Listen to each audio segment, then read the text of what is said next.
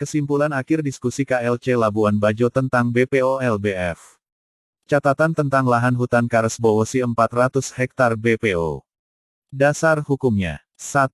Perpres nomor 32 per 2018 bermaksud membantu percepatan pembangunan pariwisata di Labuan Bajo atau Sedaratan Flores umumnya. Sesuai isi Perpres itu, pelaksanaannya harus berkoordinasi dengan Pemda setempat. 2. Pencantuman lahan garapan BPO LBF sebanyak 400 hektare di kawasan Bowosi menjadi kejutan bagi masyarakat di seputar hutan, karena sebagian besar tanah tersebut adalah tanah ulayat yang keabsahannya berdasarkan hukum, UPA. 3. Itulah sebabnya maka pemberlakuan lahan 400 hektare Bowosi yang sudah tercantum dalam Perpres tersebut harus bersinergi serta koordinatif dengan masyarakat adat budaya setempat. Fakta di lapangan. 1. Lahan hutan Bowosi sebelumnya berada dalam pengawasan Dinas Kehutanan dan Lingkungan Hidup, karena merupakan lahan stok air mineral bagi masyarakat seputarnya sejak dahulu kala, Labuan Bajo, Lancang, Sernaru, Kaper dan Merombok, sehingga vital bagi kelangsungan hidup masyarakatnya.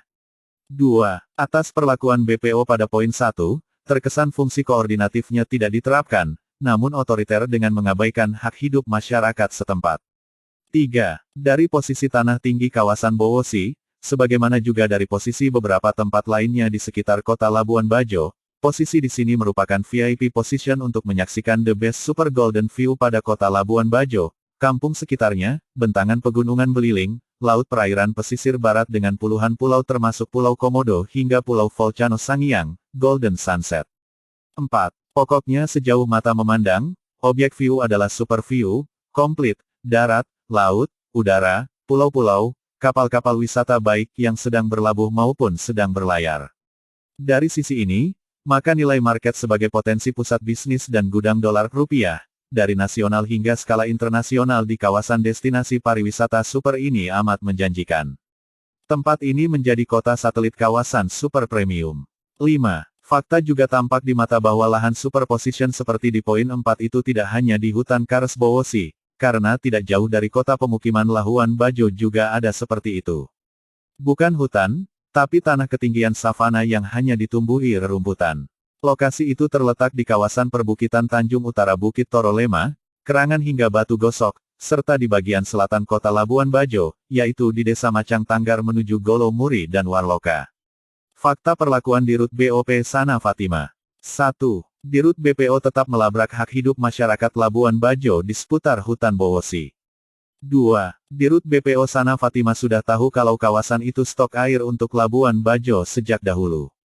3. Ia sudah tahu mengapa ada manusia sejak dahulu kala menghuni Labuan Bajo serta kampung sekitarnya, hutan Bowosi vital bagi penghuni itu. 4.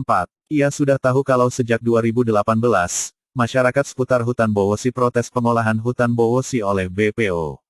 5. Dirut itu sudah tahu kalau lahan hutan Bowosi tersebut adalah bagian tanah ulayat masyarakat setempat. 6. Publik semua tahu bahwa dirinya, Dirut BPO, terekam berada di kerumunan pendemo 212 di Jakarta, yang terkesan anti Presiden Jokowi. 7. Dirut Sana ini tahu bahwa ada lahan di sekitar Labuan Bajo, yaitu bukit-bukit gersang yang hanya tumbuh rerumputan, yang luasnya bisa melebihi 400 hektar, tapi ia sengaja tidak memilih lahan itu. Lanjut, dan usulan solusi. 1. Begitu banyak uang negara digunakan Dirut ini sejak tahun 2018 untuk keperluan Bowosienya itu padahal programnya tidak terlaksana di lokasi tersebut. Berapa banyak uang negara dipergunakan untuk itu? 2. Oleh karena itu Dirut ini segera dimintai pertanggungjawabannya dalam penggunaan uang negara, dan mohon lembaga anti korupsi KPK segera memeriksanya. 3. Normalkan posisi hutan Kares Bowosi 400 hektare ke lahan hutan dan lingkungan hidup dalam pengelolaan instansi kehutanan dan lingkungan hidup. 4. Dan Dirut BPO LBF Sana Fatima diberhentikan dari jabatan tersebut, agar program Presiden Jokowi di kawasan super premium ini dapat berjalan sebagaimana mestinya. Salus Populi Suprema Lex Esto, keselamatan rakyat adalah hukum tertinggi. Labuan Bajo, tanggal 24 Agustus tahun 2021, Komodo Lawyers Club KLC Placidus Asis Deornay, SH. Ketua, dan John Kadis, SH. Sekjen. Karena Pancasila